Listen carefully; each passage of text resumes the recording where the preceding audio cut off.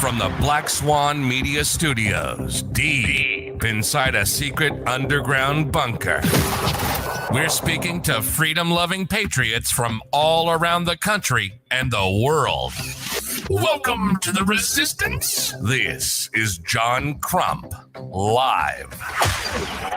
Hey, Wolverines, what is up? I wish I really knew how many of you guys are out there, but for some reason the counter's not working because, yeah.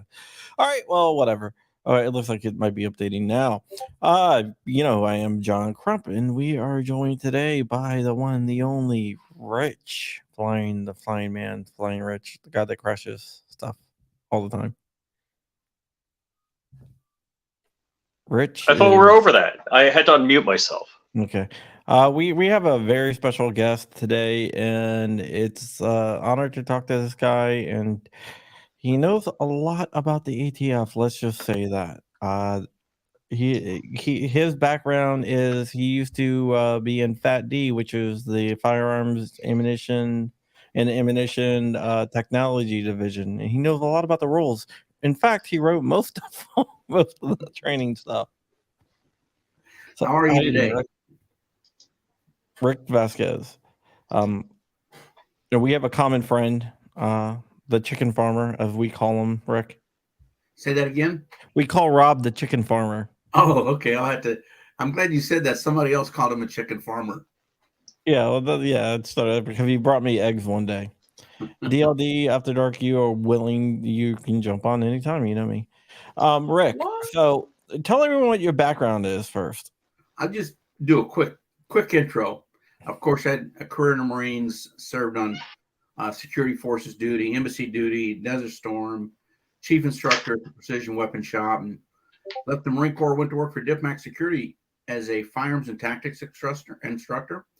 Then went to ATF and went from just a firearms enforcement officer to the acting chief of Firearms Technology Branch. I held a position of the chief and the assistant chief for 18 months because at the time you had to be an agent to be the chief of the branch. So they just wanted to try to work me till I passed out before they brought somebody else in. Yeah. But I have traveled the world looking at firearms, giving firearms instruction, studying firearms, and more importantly, studying the regulations and the statutes. Yeah, one of the things that I found very interesting, the first time I ever saw you was on a Vice news segment where you're talking about the bump stocks. Yes. And you were like, this isn't a machine gun. That's correct.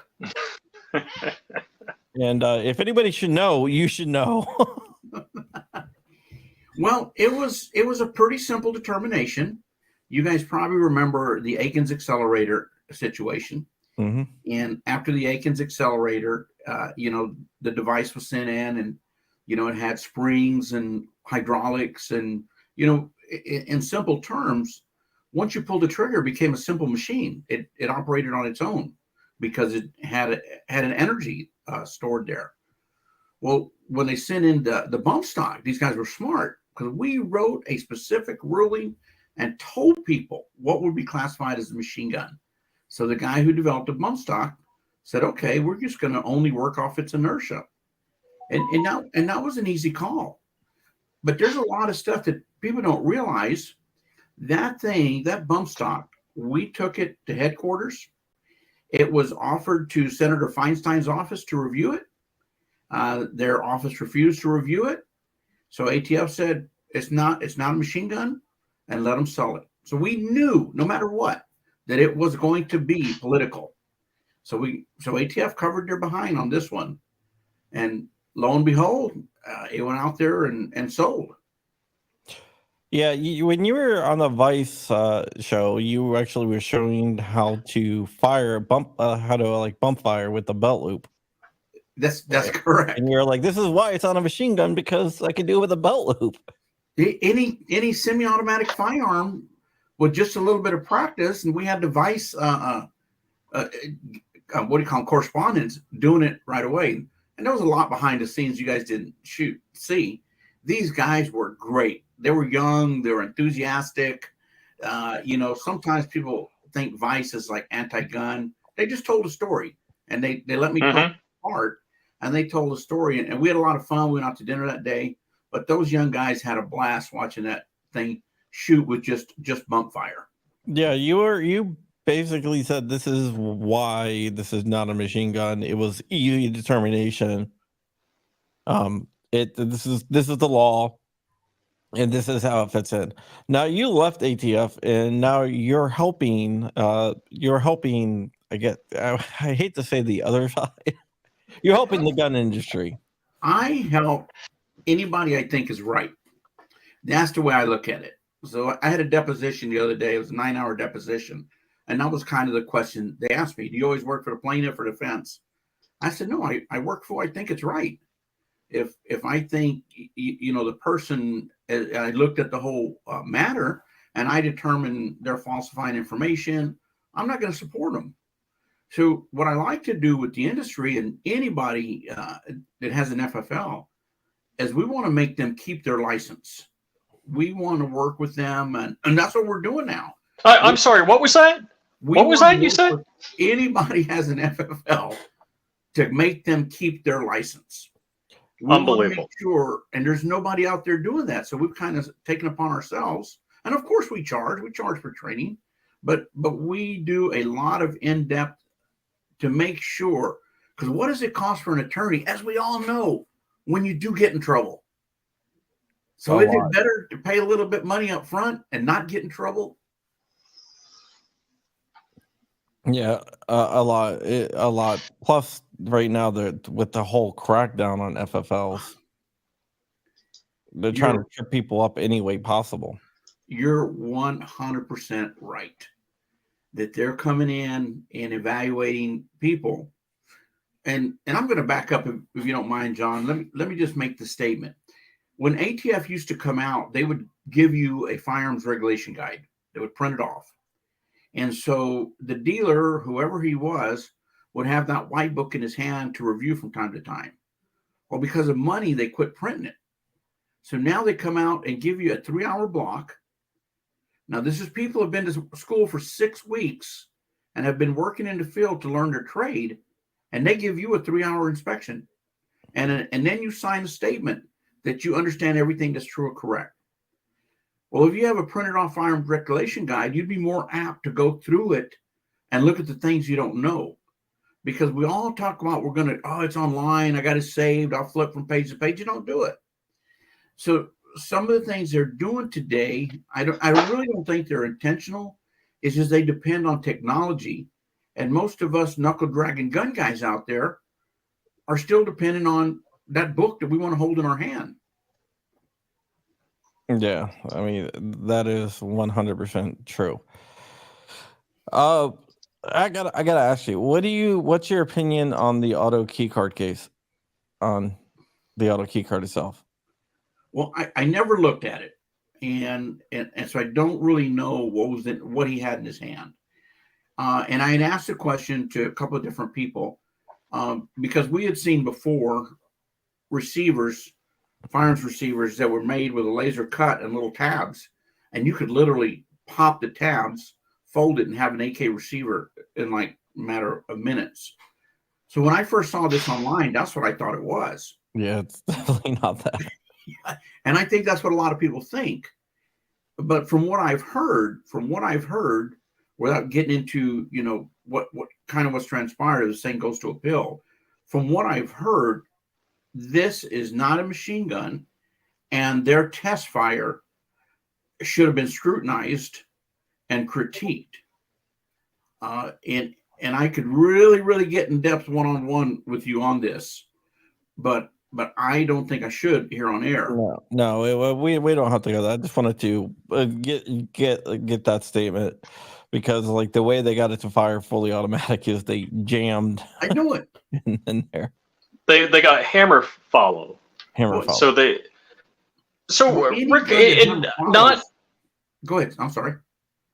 Not having anything to do with the auto key card case or anything in particular. Like if I held up a widget and was accused of it being a machine gun, wouldn't the Fat D have to actually make it function as a machine gun to prove it was a machine gun? Absolutely. And I'm going to give you a perfect example. Okay. We used to get a whole ration of SKSs that were converted to machine guns. And it was so easy to convert. It's unbelievable. You get a piece, I probably shouldn't say this on air, but you get a piece of hacksaw blade and you put it on the sear drops, a wood disconnector, and it drops. And then you take off the hammer lobe. There's a lobe that comes back. And if it doesn't, if the trigger bar doesn't drop all the way down, the hammer lobe will jam it right there. So you round off that lobe, put the piece of hacksaw blade underneath the trigger bar, and it won't drop down and it won't jam. It'll shoot automatically consistently. I mean, pull the trigger consistently. And this one, now you're going to laugh at this one. The guy drilled 2 holes in the bottom because all you got to do is take up space and round off that hammer lobe. That's it. And he bent one of the real heavy paper clips and stuck it in there. 2 small holes, bent it and stuck it in there. At the time it's in there, it's a machine gun. It shoots automatically. But what you just said, if it's going to shoot and call that auto key card a machine gun, it's got to shoot because of the auto key card, not because you jammed up the gun and now it's firing on hammer follow. Yeah, I was just amazed that they admitted that, and I don't know. So, and again, not talking about auto key card or Matt Hoover. You were high up there at Fat D. If you had something that you could not make fire full auto, you wouldn't pursue the case, would you? Well, the guys in Farms Technology don't pursue cases. They don't bring cases. Oh, okay. All right. They get evidence in where a case has been started. Mm-hmm. For some reason, something's been picked up in a criminal case. And so they send it in, and the agents in the field, they rely on you to write a professional report. And if you say no, it's no. And I'll tell you a funny story pertaining to this. We had 2 toy Glocks sent in for evaluation. And I feel bad for the guys because they bought them at night, they thought they had the guy, and they sent them in. They called in the morning and said, "Hey, what's the deal? We need to know right now." And we're laughing and said, "Hey guys, these are toy guns. They removed the orange thing. I mean, they made them look like jeez." So they sent on like toy guns, and they sent them into you, thinking that they. Well, there's no way we can turn that into a real gun. So the U.S. attorney gets on the phone with us also, and they get mad because we're laughing. We're laughing at them. And of course, one of the guys just jokingly goes, "Can you make it be a gun?" Of course. Once. Yeah, once. But they're supposed to be professional enough that they do not let their bias. And there was no bias when I was there. There was no bias. We did our job. Everybody was ultra pro gun in that office. I mean, ultra pro gun. Seems like that changed a little bit. Yes, it has. It has changed dramatically. Why do you think that is? It's hard to get the real people that you want to work for ATF, because I've had an FFL. God, I can't even remember how many years I had it. And when I left Diplomatic Security Service, I had to turn my FFL in. So that's one thing I could no longer do. Now, I got authority to work for as a firearms instructor when I was with ATF, because that is something I didn't learn from ATF, and it's something that ATF didn't regulate. So I had to send a letter up to the director. The director approved it. And so my whole time with ATF, I was still teaching firearms, doing some type of firearms training from time to time. But that's what happens. You get restricted to your hobby. And so the guys generally who go to Firearms Technology branch are really gun guys. And so all of a sudden, you're kind of restricted. If you're too friendly to the industry, they make comments to you like you're being too friendly. You shouldn't be talking to the so-and-so. Why are you going to that gun show? I mean, literally, that happens. So I think what has happened is all of the And I say it, all the old timers, most of us were retired from the military that went to work there. Mike Curtis worked for me in the Marine Corps. I brought him on. Earl Griffith was a retired Air Force. He brought on Mike Powell, who was retired Air Force. So we were mature. We came in there very mature without having an axe to grind. And I think when you start hiring young guys, they start thinking they're the cowboy. You know, they're the guy. I'm putting this guy in jail. I'm going to find a way to put this guy in jail. And I think that's what's happened. Yeah, like I review a lot of documentation, a lot of FOIAs. We're gonna bring on Dark TLD after dark. I would like a lot of FOIA requests, a lot of stuff from Fat D, and you can definitely tell a difference between the old letters and the new letters. Well, the new letters, if they tell you the sky is blue, it takes them 25 pages. They cite every single statute that pertains to blue that is written since the time of the American Revolution. And in the past, if we told you the sky was blue, we just told you because it was mixed with these many colors from the primary color scheme. You know, I mean, and have a nice life. And it was more direct. Now you get a letter that you have no idea what it means until you go through and decipher it for a couple of days. Do you think that they're being I'm Dark, by the way. I'm with DLD After Dark. And I appreciate your background and everything that you've done. And it's kind of cool that you're standing up for actual truth and justice. It's unique nowadays. I've always stood up for truth and justice. Yeah, and I apologize. I mean, yes, not yes. So what I mean is nowadays, meaning that things have appeared to change. We're more politicalized. Yeah. Yes. Politicized. Yeah, Politicized. Yeah. Whatever. No, you're good. I had to think on that for a second. But do you think that it's a possibility that because of everything that's coming out, whether it's the Fat D or these, and I'm not quite certain where some of these open letters or opinions come from, maybe the Fat D, maybe some of the other branches, maybe NFA. Do you think that they're ambiguous and vague intentionally? So there can't be a clear cut, this is how you guys can abide by our new opinions that are enforced by federal law? Or I think that's the same question that Bob has. Like, for example, the ATF on you work with Polymer ATF. Me, you talking about me or Rick? No, Rick. Okay. Yes, I'm Yeah, working like, on their situation.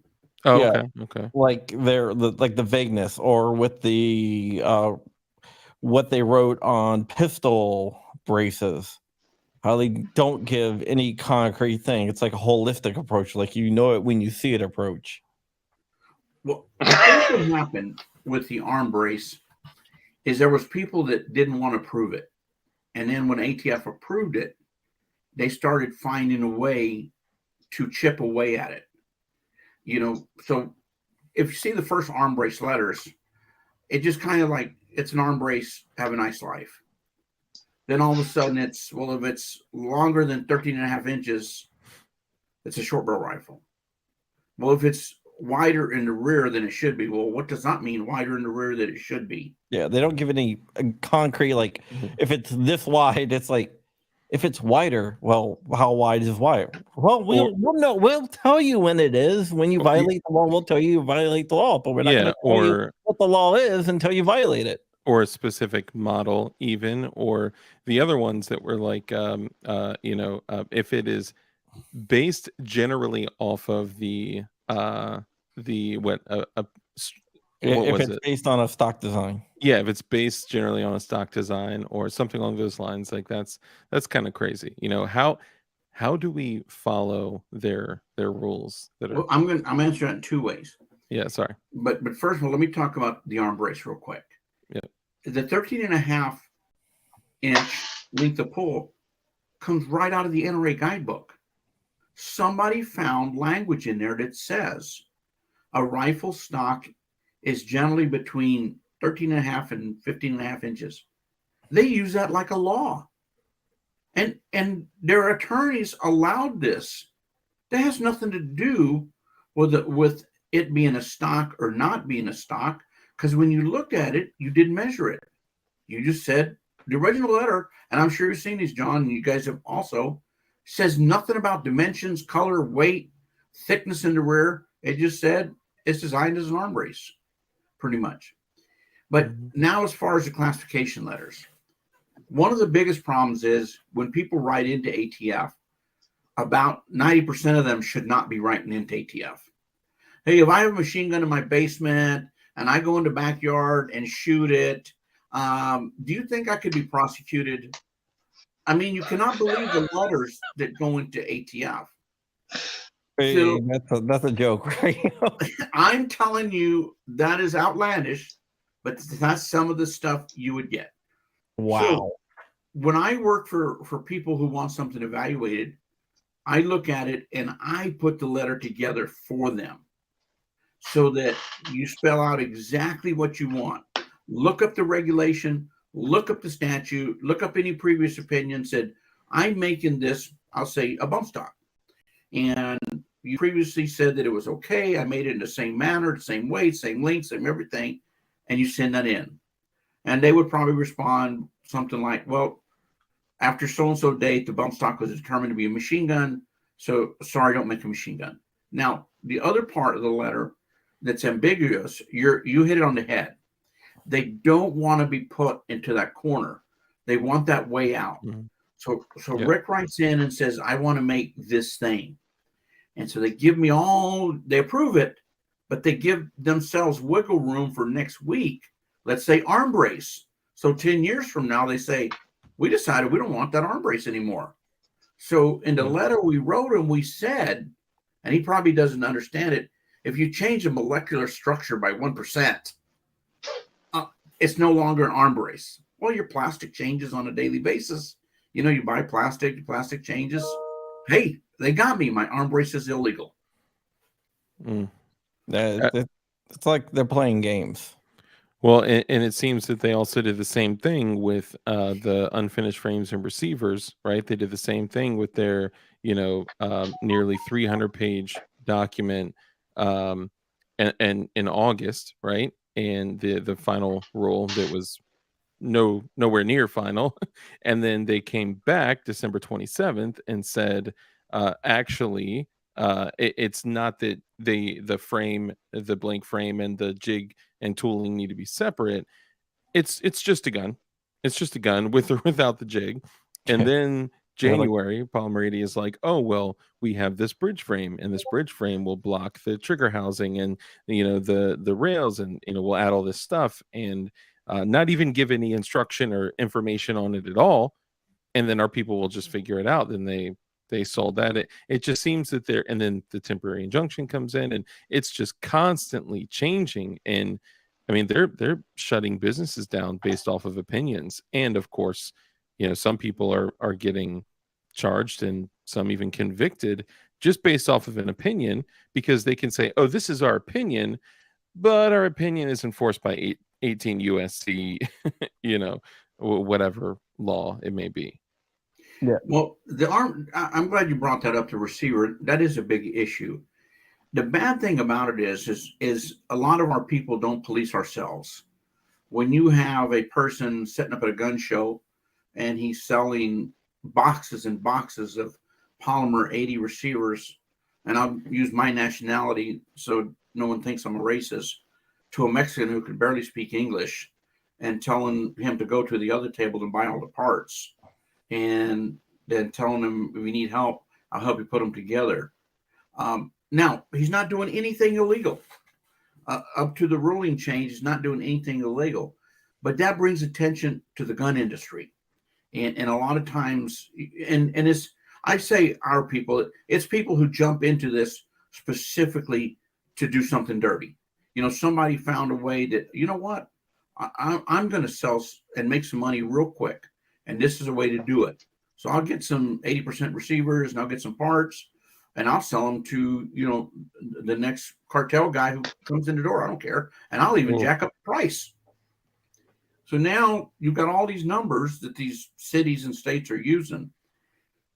But this thing with the receiver, I think, is going to bite them in the butt more than the arm brace issue, because that's a very long-standing physical opinion that nobody ever challenged. And out of the clear blue, they just arbitrarily changed their opinion of the definition of a firearm that's not in the Gun Control Act. And Yeah, if exactly. anybody looked at the Gifford response from ATF, why don't y'all look at ATF's response to the Gifford lawsuit? They use the same language you and I are using right now. They're saying no, an 80% receiver and a parts consent tool is not a firearm. The same language that we're using, they use it in their defense on the Gifford lawsuit. Yeah. They're talking out of both sides of their mouth constantly. The Gifford lawsuit, I mean, the Gifford sued the ATF. Do you want to tell people what that was about? Because a lot of people aren't aware that Gifford's tried to sue the ATF. It's basically about parts kits and 80% receivers, Mhm. and why ATF wasn't regulating them as firearms. So ATF defended themselves, and they're saying exactly what we're saying right here, that it's not a firearm. And it's in plain black and white. So now Gabby Giffords was shot with what? I think it was a Glock. Glock 17. So it wasn't a Polymer 80, it was a Glock. It was a It doesn't factory. matter to the anti-gun. She could have been shot with an 810 Warthog. Well, let's make all pistols illegal. Yeah. Yeah. So we're seeing like the politicization of the ATF. It's coming from the White House. Oh, it is. And it's not just the Biden, like Trump did it with bump stocks, where they tell the ATF change your opinion on this, which to me that doesn't seem right. No, not at all. Well, funny you say that. I was called the night of the shooting before, and I was retired before Firearms Technology Branch was, and somebody would probably call me out on this. But the agent who called me was a friend of mine, and he couldn't find anybody in ATF that'll pick up their phone. So he called me, and because he knew I'd pick up my phone, and I said, "Look, I'm not going to say his name out, but I said, look, if anything happens, you're going to have to speak to me." He basically said, "I don't give an F. I need some help right now." Nobody knows if those bump stocks were used. Only I don't even know if the FBI knows, because they looked at the guns after he was dead. ATF did not get to see those guns. They were taken away. They had a big fight. The two SACs, the ATF SAC and the FBI SAC, got into a big argument out there. FBI is like the good person in charge. Yes, special agent in charge took them to a lot of the people out there don't know terminology. They're like, what? And SAC? the guys from ATF Firearms Technology Branch finally got to go look at those guns, and we're not allowed to touch them. And we're not allowed to take them apart. And their report, and you can find it online, to the Attorney General office used the term appears like 34 times. It said, it appears to have an arm brace, because they couldn't touch it. It appears to be a machine gun. It appears to be this. You mean a bump stock? Say that? You mean a bump stock? Yes, the bump stock. And so when you listen to that video of him shooting, I mean, he's shooting 75 round mags. And this is an old guy, hadn't eaten, hadn't slept in a couple of days. I never heard any malfunctions. I mean, you just hear, I thought it was an MP49 when they called me. That's what I thought. 240 Bravo. A lot of people, either Warfall Patriot was saying that out there too. Yeah, that was either a 249 or a 240 Bravo. But so when I looked at the photos of the fat magazines, the 75 round magazines, and the arm braces, I said, what are they arm braces? Yes, they are. But who knows? Only FBI knows, and they don't know because he was dead. Was it converted to a real machine gun? Did it shoot? I don't think it was the arm brace that shot that consistent. What do you mean bump stocks? Arm braces on my brain. Bump stock. The bump stock. Yeah, now I shouldn't say that because somebody's gonna say, well, the arm brace is a machine gun also. Ask Rick Vasquez. They're doing that. Yeah, we've heard those Yeah. meetings. Yeah, there was a So meeting in Congress with the guys when they were discussing not bump stocks, arm braces, and the guy's like, "Well, it enables them to shoot faster." And Thomas Massey looks at the guy and said, "It's like you have no idea what you're talking about." He literally said that guy, I forgot his name. He drives me nuts. He's like, when you install the arm brace, it acts as a bump stock. I was like, what? Thomas Massey called him out. That was all that right. was the So guy can I just do a quick vote here? And audience, also type a 1 if you agree with me.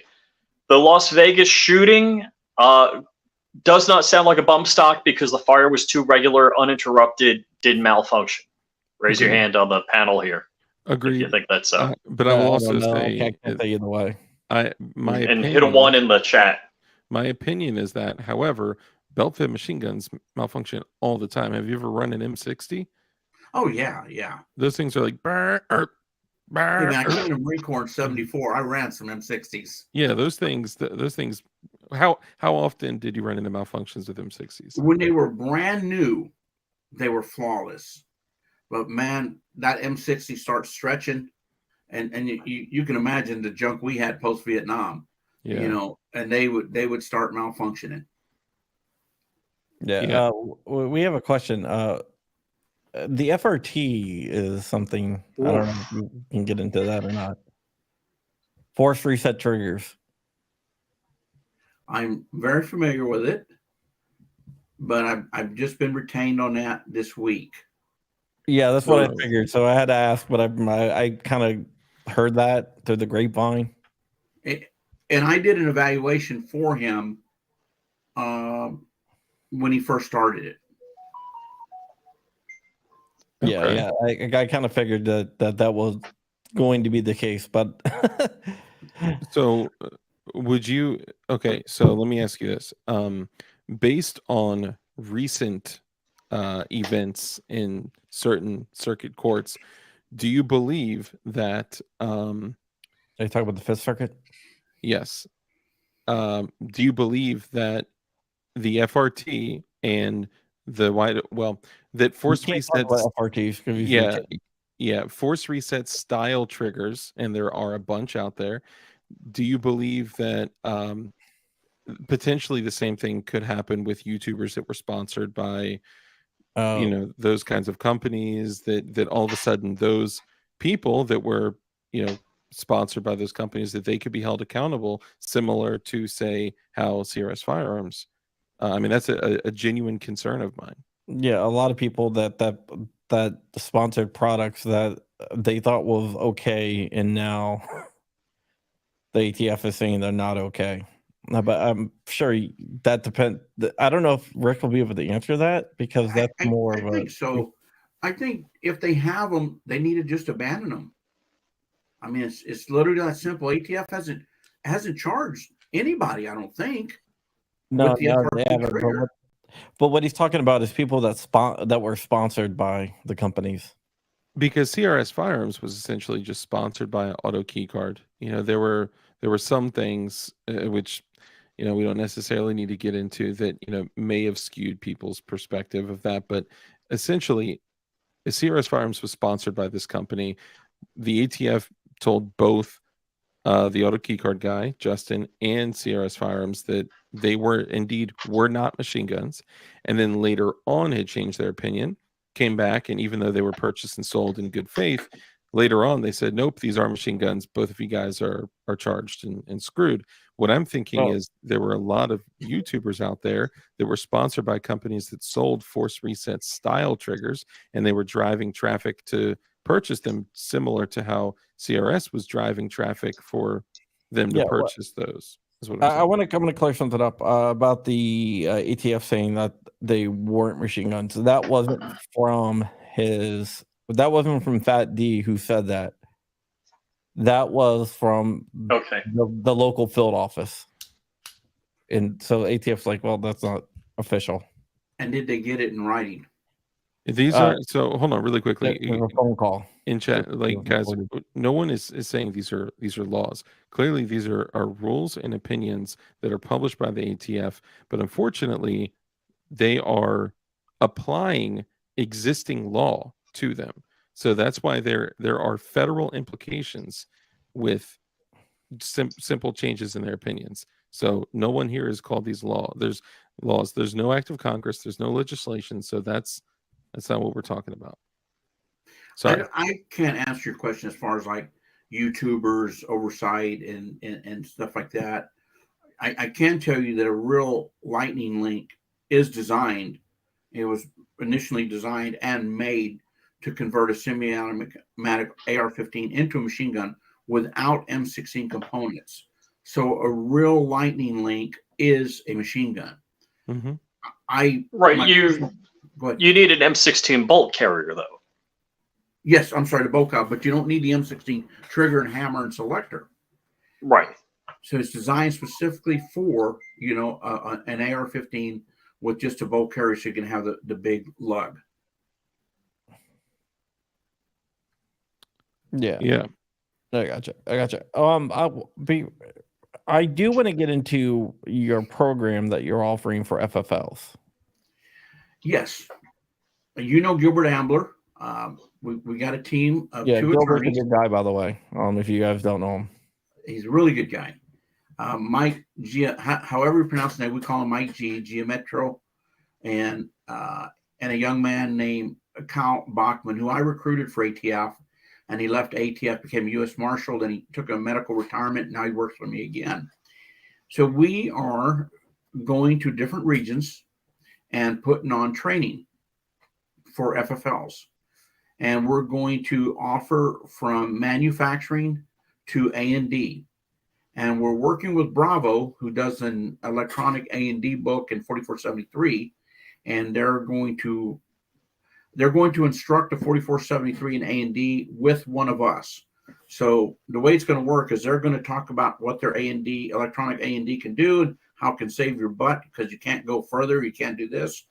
And then one of our personnel is going to sit there and talk to you about, and if you do violate this, that's one of the 5 kisses of death that you're going to lose your license automatically. So we're going to cover it specifically on how to use an electronic version, and also how to ensure that you don't do anything that'll violate what ATF under the Firearms Regulation Guide requires you to do. And we're going to talk about, like I said, manufacturing, the NFA, and some of the new rules. And for anybody who's listening, if you have an FFL, please tonight download the new rules, whether we agree with them or not. You have to understand them. And download the P5300.4 Firearms Regulation Guide that ATF doesn't issue anymore. It's only online. For us old timers, we remember the book being given to us. Yeah, it was written about 5 years. It's only about 3/4 inch. Yeah. Print or take it. What a lot of people will do is they'll put it on disc and take it to Kinko's and get them to print it and put it on a spiral bound or a thumb drive. Or a thumb drive. Yes, a disc. I'm old. John. No. I'm just saying, but people like, I don't want people out there trying to find thinking of like a disc drive, because order one. You can take it to Kinko's with on the thumb drive as well. Hell, you could probably go there and just tell them, get it online, and have them just download it and print it right then and there. Yeah, they should have like an audio book nowadays, right? You could just actually, I think you can upload it to them, and they will just print it out and have it ready, waiting for you.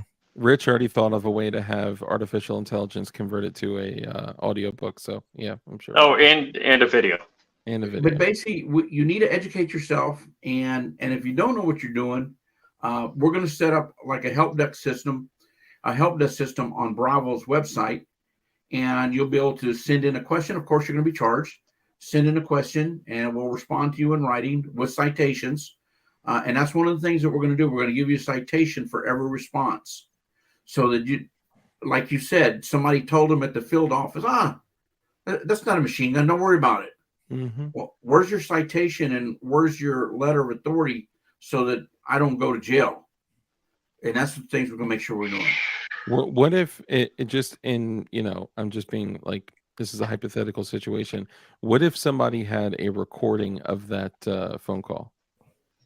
That would be good in his defense. Yeah. Do you think a FOIA, if the ATF had that recording, do you think a FOIA would be able to pull that if we knew the day and time of the call? I would venture, I'd be willing to bet you a couple of 6-packs of Coca-Cola that these field offices don't have recordings. Mm. Well, they said that they only keep a 30-day log. And that's if somebody left a message. Yeah. Wow. Yeah. I mean, because I'm going to tell you, I guarantee somebody's talked to Congress already about ATF recording, and that's been squashed. Why do you think that would I mean, be squashed? Yeah. Look at the 4473s. ATF can't take possession of those.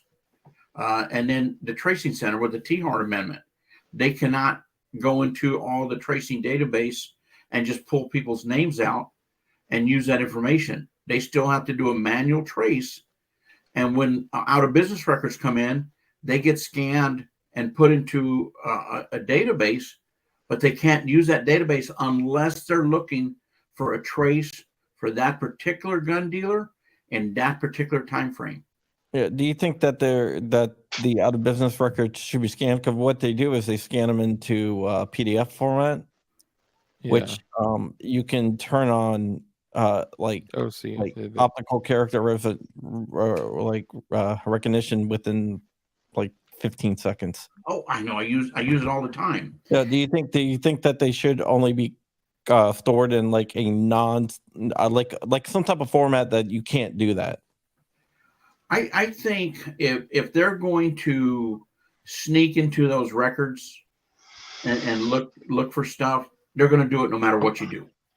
You see what I mean? If they're going to sneak in there, they're going to sneak in there. And you knew who was caught trolling all these records. That's why the NICS has to be eliminated by close of the following business day, because the FBI was trolling the NICS checks.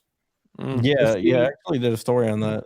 Yeah, so you know what I'm talking about. But I tell you right now, no one wants to go into those out of business records.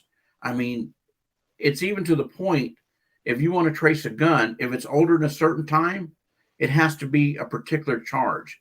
Like, hey, man, we think Joe used this gun to break a window. Oh, we can't trace it. They're just going to, it's going to be like, hey, Joe, we believe Joe committed a crime with this gun, then a murder. Then they'll go back in those out of business records because there's millions and millions of records in there.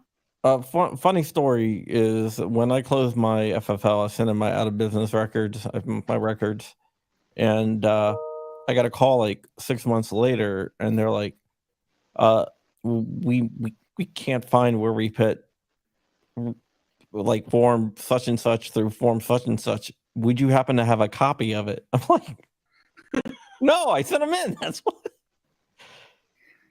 Hey, 2 weeks after I went to work for ATF, I got called about a gun I had sold that had come up stolen.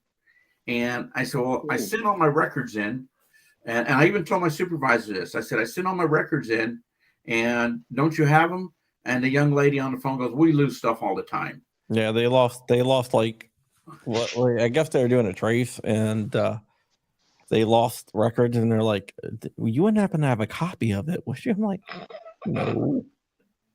Even if you did, you'd say no. Yeah, true.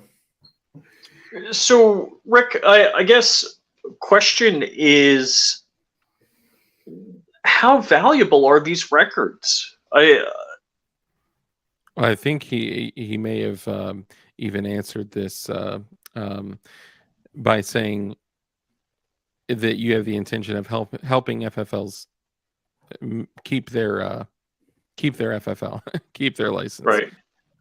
Is that what you meant, the records or the training? No, the records. They're only important when you need them. It's one of those things that, hey, they pick up Rick Vasquez, and we know that Rick bought guns and he has guns, and his guns get traced, and they got traced. Let's just say they had to go to out of business records, and man, they find those guns that I purchased, and they can prove that interstate commerce line, and Rick's a prohibited person now, and you see what I mean? It's only important when you need them. It's one of those things that. But no so everybody, when a hurricane comes, they wish they had a generator.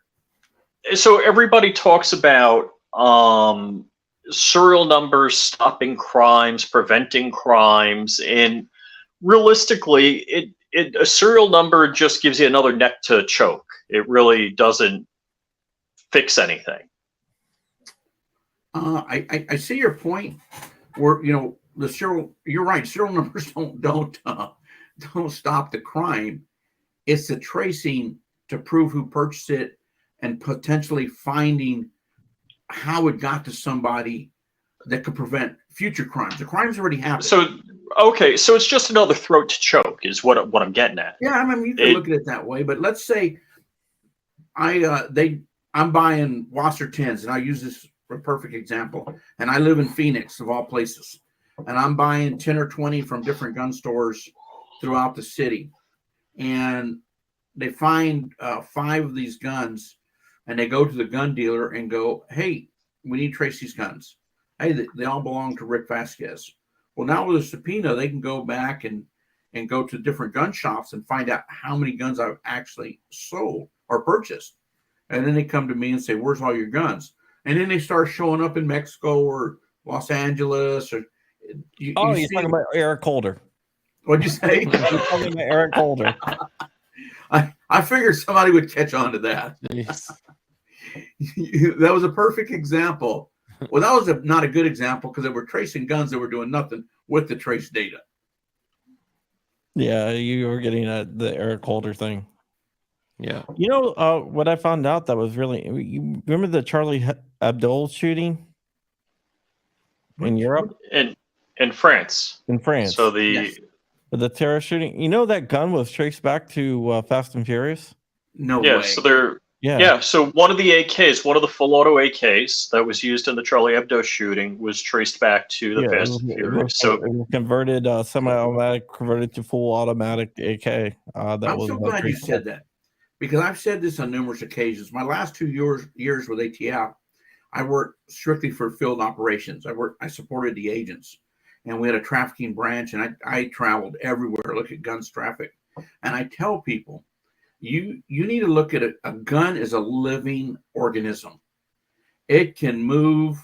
And if you think that we dry up every single gun going into Mexico, for some reason, we can stop it today. We discovered this magic device that can just tell you it's a gun, and we can tell you the person driving the car is a criminal, and we stop the whole flow of firearms. What do you think they're going to do? They're going to go to China, Russia, Yugoslavia, and they're going to start buying real military hardware, which I'm surprised they haven't done that much today. Mm-hmm. The criminal element has money and will always purchase firearms, and those firearms will move just like a person throughout the world. Even if firearms didn't even exist at all, it would just be something else. But Rick, go on, Dark. I'm sorry. No, go ahead. Yeah, that's fine. Look, anybody here, I'm looking at Crump, Dark, you, Rick. Any one of us could walk into a hardware store and walk out with a 12-gauge shotgun with 3-4 parts. Well, I have this argument with people all the time. I have this argument with anti-gun people, and I tell them I'm a rule follower. So you change the law that says that, and I'll just make up all my Remington 870 shotguns are illegal, and they have to be abandoned. Rick's going to turn those in. And I said, but has Rick ever committed a crime? Has Rick ever gone and robbed a bank? Have I ever done a school shooting? No. Do you think the people who intend on doing those types of crimes are going to turn their firearms in? Yeah, because that's how rules work, right? Laws are only for honest people. Well, But what drives me crazy is the left uses the same argument about back alley abortions. They're like, well, you can't make abortion illegal because then dangerous back alley abortions will happen. I'm like, yeah, well, it's like if you make guns illegal, they're still going to be guns. And one of the things only criminals will have them. One of the things that that I always bring up every time I debate an anti-gunner is like, all right, let's say you make all guns illegal, no more gun sales. What are you going to do about the 300 million that are in circulation in the country? Yeah, it's going to be like what was it from Guardians of the Galaxy? What is it where he snaps his fingers? And Thanos snaps his fingers, they're all gone. And that's what I mean. The honest person who's going to follow the law, even though he hates it, will turn in a big portion of those. And so we're going to be like the European community now, where the criminals all have firearms. Where are they coming from? Russia, Serbia. They're getting guns in there. And now all of their subjects in the UK don't have firearms. Yeah. And they're very, very, very difficult to get in some places, like even like Australia, right? Like people mention all the time, like, oh, what they did in Australia is working. Absolutely not. And you can still, get Never firearms to some degree. That the thing is even if guns, if we're talking about the snap of a finger, even if guns completely cease to exist, one snap of the finger, wiped off the planet completely, you could never purchase anything ever again. Would crime stop? Would mass tragic events stop? Absolutely not. You're going to be able to then get. We would become real victims. Yeah. I mean, people with $3 a gas can and a lighter, right? Or people are going to be, using explosives, vehicles, knives. That you cannot legislate. You can't legislate evil out of a man's heart. In England, there's a higher suicide rate than the United States. There's also a higher homicide rate in England than the United States. The difference is they beat you to death with hammers, hands, and fists and stab you to death. Acid. And acid attacks. You know what they also do? You don't have to go any further than what's going on in Chicago. They've crippled the honest citizen, so they don't need weapons. Well, wait, Rick. I'm told by every liberal that's a false argument because the guns come from other states and yeah, right. And then I'm like, well, how come you're telling me outside of Chicago that any border state doesn't have the same problems as Chicago? They're like, they got no answer. Because all their guns are over there. there is no real answer. Look, in the UK, you know what these guys do? They take and this is like a what do you call it? It's kind of like SWAT team, but they're like the armed response in the UK, right? When they're like, oh no, we need a gun, like, and then they come like 20 minutes later. What they're doing is they're taking box cutters, they're modifying them, and they're putting a nickel or something. They take a blade, they put a nickel in between it, then another blade, and then they tighten it down. So when they slice people, they can't stitch them back together easily. They're when people are committed to, evil, they're going to find disgusting ways to hurt people. And I myself would like to have, a couple of ways to protect myself. That's all, But again, we can't legislate against evil, right? Evil is going to find a way.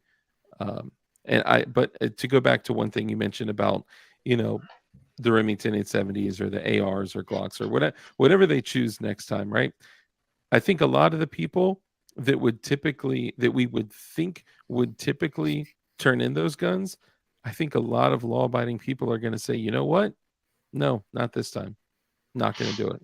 And I think mass non-compliance. Thank you. I think mass non-compliance may be an issue and of course I would never recommend that anyone break the law or rules, regulations, restrictions, ordinances, sanctions, anything like that. But I think that we may deal with that if they were to do something along those lines. Well, I do believe the country is becoming more and more divided over this issue. And we see people migrating to different states. And a lot of it is because cost of living, and a lot of it is the freedoms that you get. I mean, you don't have any freedoms in Massachusetts other than high taxes.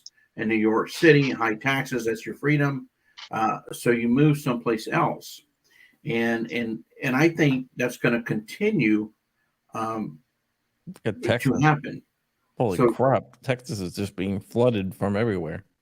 Rick, do you support the repeal of the NFA? Well, I answered that question the other day to someone. I don't think the NFA should have ever been enacted.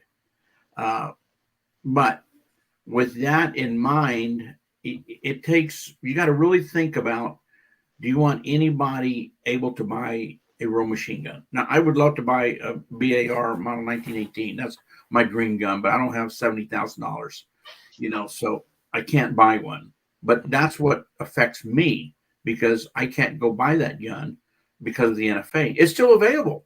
I can go out there and buy one for $70,000 to $80,000, but I probably wouldn't be married very long once it showed up in my house. So that's the issue. So the NFA, I strongly believe it should have never been passed. But every time you do something like that, you got to think about what gets introduced into commerce. So, and I don't want to be the person, and I hear a lot of people in law enforcement who think that only LE should have a gun and be able to protect themselves, because I've seen a lot of police departments of police officers, and they're fairly untrained when it comes to firearms. And so I know what my level of training is, and majority of people who own firearms seek additional training, and especially nowadays. And you've probably gone to more schools than most regular police departments have, and you've gone to a variety of training, and then you have military background or all types of different background. So I don't want to say, well, I know that if I bought a machine gun, I'm not going to shoot anybody, but if John buys a machine gun, I don't know if he should be able to. So the bottom line would be that I would think that the NFA should be abolished. Yeah, I agree that NFA should be abolished. Yep. But I'm kind of on the extreme of gun freedom laws. I agree. I as well am known for that. Yeah. I mean, it's just something that I believe in. What final question, and then we'll let you get out of here. Maybe final question. What do you think about the revocations of FFLs being up by 500%? That is absolutely insane what they're doing. Here's the problem. There's different parts of the United States where ATF was extremely lax, and they didn't check people. And when they did check them, they didn't check them correctly. And now with these new rules from DOJ, that if you do these 5 certain things, now the 5 things that they said, those are felonies. You don't run a 44, you don't run an X check, you falsify 4473, you don't allow people in for a inspection, you don't run a trace, and I can't remember what the 5th one is. Those are felonies. So ATF could literally prosecute you on the felony of those violations. But if they come into your gun shop and you're unorganized, and it happens, guys. I've been into gun stores on a Saturday, these really big gun stores, I won't mention their names, and you'll have 5 lines at the counter, and they're running 4473s. I mean, they looked at the gun during the week, and they're walking in, and I'm happy for them. And somebody forgets to run a NICS check, and the guy walks out the door. And now I'm going to tell you, I inspected a gun shop, and they had a gun show sales over the weekend. So I give a class, spent 6, 7, 8 hours. We covered ITAR, we covered all kinds, because they were a big manufacturer. I said, okay, let's start looking at the A&D book and the 4473. So they had printed off what they had done for the week. It's kind of funny, but it's not. And we started going through there, and it's, there's no signature on this one. Well, there's no signature on this one. There's no PIX number on this one. I kind of gave up where it was. And man, like 90% what they sold at the gun show, the person who was working the gun show hadn't filled it out correctly. You talk about people almost throwing up. I said, stop. We're going to stop right here. So we need to start calling these people. I said, no, you're not. You're not calling anybody. You get everybody in here, and you hand them these 4473s, and you drive to those addresses. Oh, shoot. You drive. Well, some of them are 2 hours away. It doesn't matter. What if ATF comes in tomorrow? Yeah. You call Rick up, and Rick goes, yeah, I'll be there tomorrow. I got my gun. I paid my money. I might come in on Friday. I might come in next week. I'll be in next week. No, So that's what they did. They divvied up the everything that needed signature, needed driver's license numbers not written down, just on and on and on. They had fired that guy, thank God, and they got it done in 2 days. So when you find a mistake, don't even think about falsifying it. Don't even consider that. But when you find a mistake, if you have that person's address, you drive there. I need to take your pistol away. I did not run a NICS check, or your rifle, or whatever it may be. Take that gun. Take it back. If you want your money back, here's your money. Log that gun back in. You made a mistake. You fixed it. But do not. And you got to do a reconciliation. And this is what I mean by reconciliation. I do an inventory. I count all my guns on the wall. Hey, I count my guns in my book. Hey, look, they match. They match perfectly. How about pulling up that 4473 along with the A&D book and say, okay, my A&D book said I sold it to John Crump, but my 4473 says went to Flying Rich. What the hell? That's a reconciliation where you make sure that everything matches up. Well, it's when you're doing a high volume of NICS checks. If you guys have ever had that like hypnosis where you're going through those alpha numbers, you're like, hold on, this was okay, this was this time, this date, this name, this, okay, hold on. Like it's hard, at least when I was, doing it. It's been a while, but I just memorized the book. Yeah, so when I was some of us don't have crumpy superpowers. We were doing paper forms and then inputting it in the computer. And I mean, it was a little bit before I came on board. They used to call them in, and then we went to the computer. Now a lot of these places are just spinning around the computer and saying, all right, you type in all the info. But I had a situation where a guy who's been a gun guy for a long time, he did a 4473 for a suppressor, and he let the guy walk with a can. Let the guy take a suppressor home without doing a Form 4. I'm like, that is so common. People just kind of lose their brain sometimes. Yeah. The gun store that Dark used to work at, you probably know.